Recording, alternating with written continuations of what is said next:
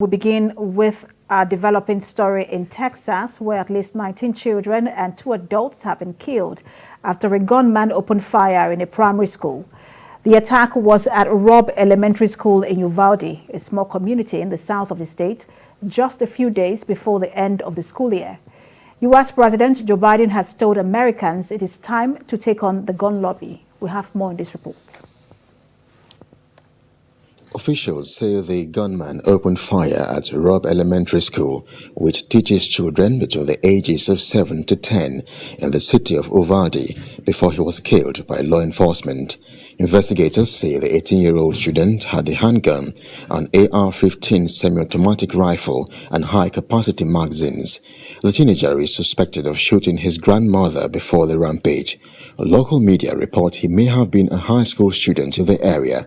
Uvalde Consolidated Independent School District Chief Police says the shooting began at 11:32 local time on Tuesday, and that investigators believe the attacker did act alone during this heinous crime. As of now, we're still working on this active investigation. Once we're able to provide information to the families, we will do so. First and foremost, obviously, our priorities is to get information to our families and give them some information. So please bear with us in regards to that. School will be closed. The school year's done. We'll have no school tomorrow or Thursday. All activities are canceled throughout the district. No graduation is on people's mind. We will come out with a notice on that at a later time. In the meantime, Texas governor says the shooter, whom he named as Salvador Ramos, abandoned a vehicle before entering the school to open fire. It was Salvador Ramos, an 18-year-old male who resided in Uvalde. It's believed that he abandoned his vehicle and entered into the Robb Elementary School in Uvalde with a handgun, and he may have also had a rifle, but that is not yet confirmed according to my most recent report. He shot and killed horrifically, incomprehensibly, 14 students and killed a teacher. One of the adults killed was a teacher who has been named in U.S. media as Eva Morales.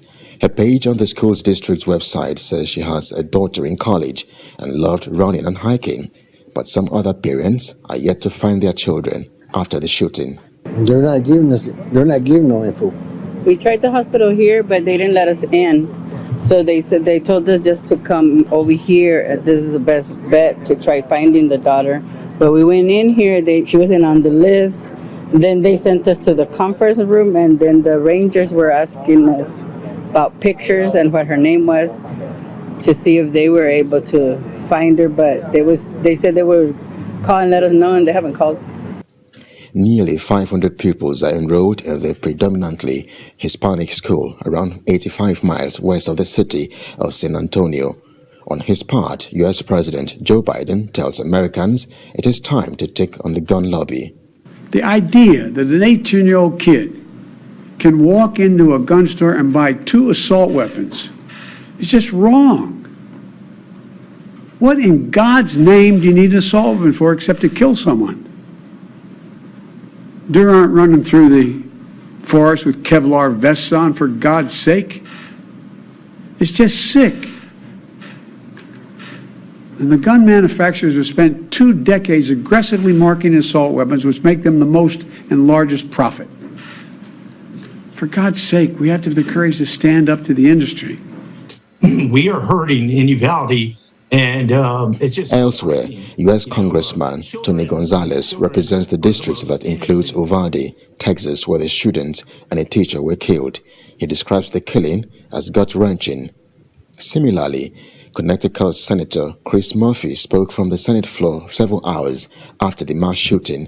The Democrat used the moment to call on his fellow senators to take action. We are hurting in Uvalde, and it's just heartbreaking. Children are the most innocent thing that we have in life, and we have to protect them with everything we have. But I'm here on this floor to beg, to literally get down on my hands and knees and beg my colleagues. Find a path forward here. Work with us to find a way to pass laws that make this less likely. According to the Associated Press news agency, a U.S. Border Patrol official was nearby when the shooting began and rushed into the school and shot and killed the gunman who was behind a barricade. Officials say the two border agents were reportedly shot in an exchange with the gunman. One agent was shot in the head, adding that both were now in a stable condition in the hospital. We're staying with the Texas school shooting as Ike Wibile's CEO and Case Consulting joins me from Washington, D.C. Via Skype. Good to have you join us. It's nice to be here putting your show today. How are you? I'm doing well, but I mean, this is really just about the families in Uvalde, Texas, who are devastated at this moment. And this has come somewhat full circle when you also look at the fact that mass shooting in schools, as it is now called in the U.S., also started in Texas, and that was in I think 1966, when Charles Whitman went to University of Texas and shot and killed about 16 people after killing his mother, I think also grandmother as well. But when you look at how things, and that's 56 years ago, so when you look at how things have degenerated in terms of mass shooting in the U.S., what's your thoughts on that? Well, first of all, my heart and prayers go out to the families that have lost these children, and in some cases, children have lost their parents. As of today, we have 19 children, Precious, 19 children killed, and two teachers. So the numbers have actually gone up. You know, how an 18-year-old child can grab an assault rifle, walk into a school and just open fire. I mean, it just boggles my mind as a father. It totally breaks my heart. But at the end of the day, it comes down to politics. This is all politics, and more politics. The American politicians have refused to put the laws in place that will control. No one is taking away the Second Amendment. You see, that's the play of words. No one is taking away the Second Amendment, which is a right to bear arms. What we're saying is put some control into those who have access to these guns. This guy is 18 years old. It's apparently they're saying that he shot his grandmother first and then went into the school and opened fire. It is terrible, and something has to happen. Something serious has to happen. This is a complete disgrace in America to see a country like this continuously. Last week we had the same thing going on in Buffalo. Massacre. A guy walks into a grocery store and kills people. 10 with an assault rifle. How long will this continue? And that's the question everyone seemed to be asking. Even President Biden also reiterated that question.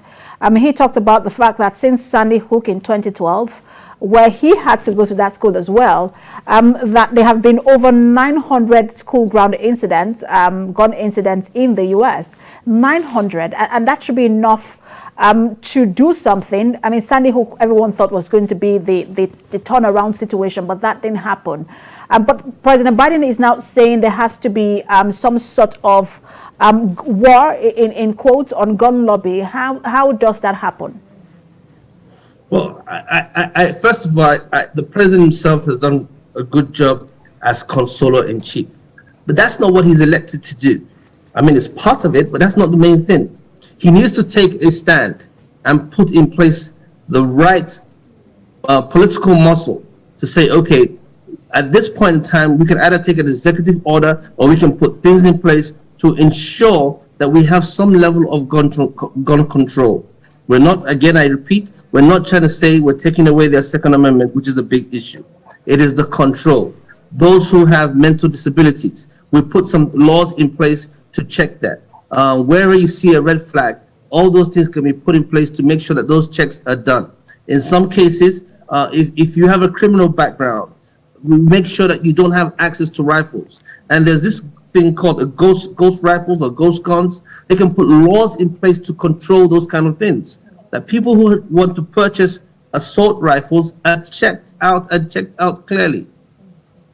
These are the little laws we're asking to start from there first. There is such legislation in Parliament that has refused, senators have refused to pass. I think about 50 senators have refused to even look at it in the first place because, again, of the gun control and Second Amendment issue. I think it is called the HRO 8, I think that is. When you have, because executive orders only last as long as the tenure and administration of the person who signed it. It doesn't go beyond that, but legislations in Parliament can go for as long as until another they are reviewed. So what will it take to get the lawmakers to get together and sign a bipartisan legislation to ensure that there are background checks? At least that's the list. Well, I don't want to be sound very negative. I mean, anyone can say, well, what will it take? Will it take you to lose a loved one or lose a child or grandchild for you to wake up? And I don't wish that on anyone. So I won't go that route. All I can say is that they have to find a common ground. First of all, a human point, a humanitarian point, we can say, as human beings, the decency of life itself, the innocence of children, being killed or slaughtered, for lack of a better word. There has to be a place where they have to put bipartisan politics aside and say, as a parent, as a grandparent who's in office, as a human being, period, we need to find a way to address this issue and turn our backs on the politics. Put aside the money, because money is also involved in this whole transaction. I don't want to go into that, but I know what I'm talking about. So at the end of the day, people are afraid of the powers behind the rifle owners, and then that becomes a problem. If they can put all their issues aside and just come to a point where we can start with minor controls, just put minor controls in place, that will work. It's a bipartisan thing. Everyone goes back to their camp. The Democrat says no guns. The Republican says we want guns. No one is taking away their guns. It's their right. All we're saying, let us have gun control, precious. And perhaps maybe if the word is safety and security and not necessarily gun control, maybe that also helps. But we will continue to monitor the situation in the U.S. Quite devastating. Thank you so much for talking to us. CEO and Case Consulting, Ike Ogbebule. Thank you.